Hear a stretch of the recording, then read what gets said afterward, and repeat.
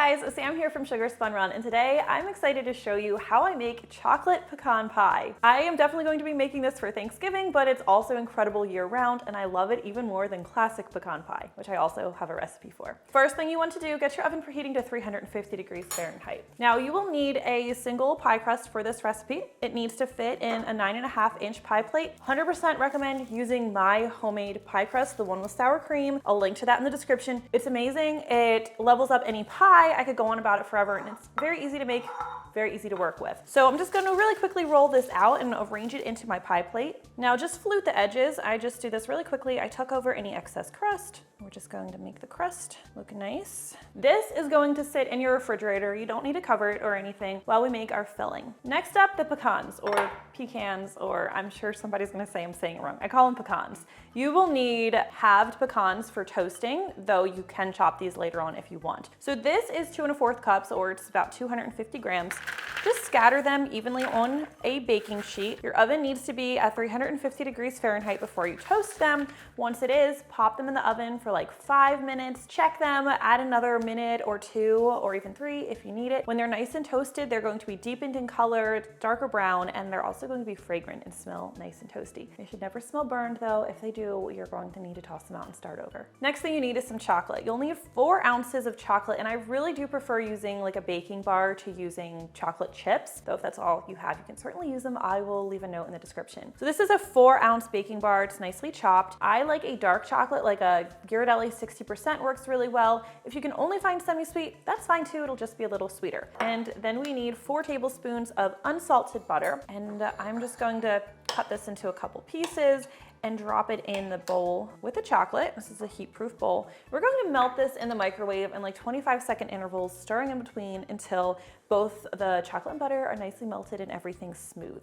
Okay, beautiful, glossy, nicely melted. We're going to set this aside to cool a little bit, and then we will need a mixing bowl. We're going to crack our eggs. I'll crack them in a separate dish. I recommend using room temperature eggs. There's 1, egg number 2, and number 3. All right, we're going to whisk these eggs really well. So I aggressively whisk them for like 60 seconds. I want them slightly lightened in color, and they should be nice and foamy. The things we do so you can get a good shot and see what the batter looks like. Let's add our corn syrup. Let me get a spatula because this is going to stick into the measuring cup. This is 2/3 cup if I didn't say that already. I am using light corn syrup. A lot of pecan pies, pecan pies, use dark corn syrup. You absolutely can. The dark corn syrup diminishes the chocolate flavor a little bit. You know, I tested this a bunch of ways, of course, and I just liked it better with light corn syrup. Use whichever you have on hand is what I'd really say, but you get a more chocolatey flavor with light and slightly more molassesy flavor with dark. Additionally, we're going to be using 2/3 cup of firmly packed brown sugar. Again, I opt for light brown sugar because in this recipe, I wanted traditional pecan pie flavor, but I also wanted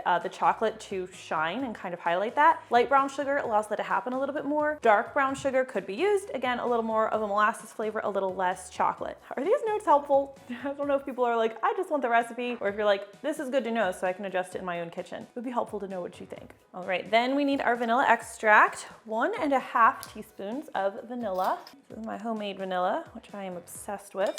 And then just 1/4 teaspoon of table salt. Sprinkle that in. We are going to be adding some flaky sea salt on top, which adds a really nice touch. So let me whisk this together. All right, once we get that nicely incorporated, we're going to add our chocolate. Let's give it a quick stir. Make sure it's not too hot. Make sure it is still, you know, pourable. And go ahead and add this. Scrape all of that in there. We don't waste butter, and we certainly don't waste butter chocolate combos. All right, go ahead and stir in the chocolate. You want everything nicely combined into uniform, well incorporated. That's really important to making sure the pie cooks properly. Don't go crazy whisking it at this point though, like you don't have to be vigorous like with the eggs. You just want it nice and uniform. The pecans, real quickly, these should be cooled down.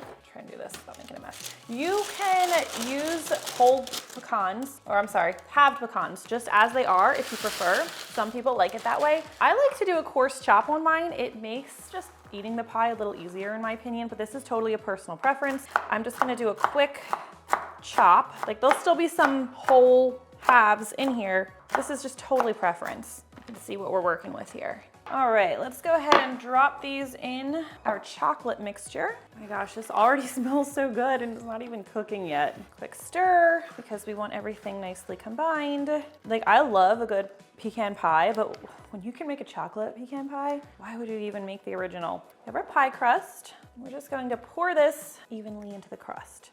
Oh, it's just so pretty. Just something so beautiful about chocolate. And then as an optional final step, I like to just make a quick egg wash. Just whisk together an egg and like a teaspoon of water. And then I'll just brush the outside of the crust. It just gives it a nicer, more golden color. And if you want to be a little less messy, you can do this before you add the filling, but I'm just doing it after. Now, while the pie is baking, because all ovens bake differently, you're going to want to keep an eye on it. And if you notice the crust getting over browned, go ahead and tent it with a little bit of foil. I generally find I haven't needed to do that in my oven where I live now, but in my old house, I always had to tent my pie crust. So check it at like 25, 30 minutes and just tent a little bit of foil over the crust if needed. Or if you have a pie shield, use that. I don't have a pie shield, I'm not that fancy. All right, into the oven we go. Center rack, 350 Fahrenheit preheated oven.